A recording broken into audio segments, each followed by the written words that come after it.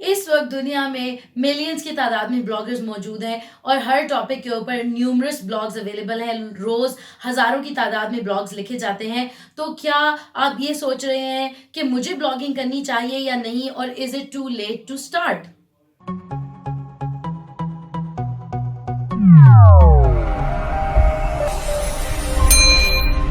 अस्सलाम वालेकुम, मैं हूं दानिया शाह और आज हम बात करेंगे कि वेदर 2019 में आपको ब्लॉगिंग करनी चाहिए या नहीं, और अगर करनी चाहिए तो उसके क्या तरीके होने चाहिए। Before we move on, please subscribe to the channel, like, comment and share these videos so that other लोगों की भी हेल्प हो सके। बिफोर वी स्टार्ट, मेरा आपसे क्वेश्चन है कि करंटली क्या आप ब्लॉगिंग करते हैं या नहीं। ब्लॉगिंग व्लॉगिंग दोनों वेज में क्या आप करते हैं या नहीं। अगर करते हैं तो यस लिख के कमेंट्स में, नहीं करते तो नो लिखें, ताकि मुझे पता चल जाए कि कितने लोग कर रहे हैं और कितने लोग इसको सीखना चाहते हैं या नहीं कर सकते या नहीं करना चाहते। हम बात करेंगे वेदर ब्लॉगिंग आपको करनी चाहिए या नहीं। इससे पहले मैं आपको कुछ टिप्स दूंगी कि अगर आपने ब्लॉगिंग करनी है तो उसका तरीका क्या है 2019 में जो आपको अडॉप्ट करना चाहिए। नंबर 1 टिप है आपके लिए कि क्वालिटी हमेशा क्वांटिटी से ज्यादा जरूरी होती है, ज्यादा अहमियत रखती है।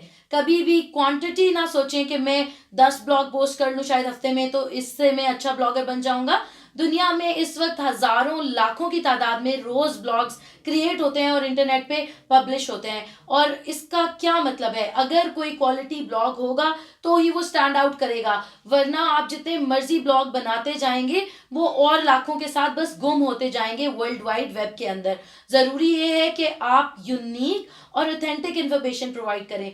मैंने एक दिन पहले भी ये बात आपसे डिस्कस की थी कि इस वक्त दुनिया में हर तकरीबन टॉपिक के ऊपर बात हो रही है, तो वो टॉपिक्स ना उठाएं जो ऑलरेडी फेमस है, जैसे फैशन या टेक या ये सारी चीजें, क्योंकि ये ऑलरेडी फेमस है। इसके ऊपर लोग हजारों की तादाद में रोज पोस्ट लिख रहे हैं और एक ही पोस्ट बार बार रिक्रिएट हो रही है। अगर किसी ने 2019 में नए फैशन ट्रेंड्स लिखे हुए हैं तो वही ब्लॉग वही आर्टिकल आपको 4-5 जगह और सिर्फ थोड़ी सी वेरिएशन के साथ मिलेगा।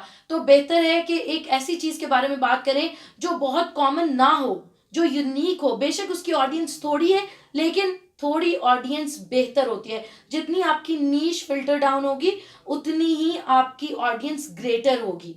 अगर आप ये समझें कि फॉर एग्जाम्पल आप गार्डनिंग के बारे में बात करना चाहते हैं, अगर आप गार्डनिंग के बारे में बात करना चाहते हैं और आप सोचेंगे यार इसके बारे में तो शायद बहुत थोड़े लोग बात करेंगे, नहीं, बहुत सारे लोग हैं दुनिया में जो गार्डनिंग के बारे में जानना चाहते हैं। ये तो एक जेनेरिक टॉपिक है। अगर आप कोई बहुत छोटे टॉपिक के बारे में भी बात करना चाहते हैं ना, तो उसके लिए भी आपको रेलिवेंट ऑडियंस मिल जाएगी। सिर्फ आपको यूनिक और ऑथेंटिक इन्फॉर्मेशन देनी चाहिए जो सिर्फ आपके पास है या बहुत कम लोगों के पास है। वही इंटरनेट से अगर मटेरियल उठा के रिक्रिएट करेंगे तो उसका कोई फायदा नहीं है।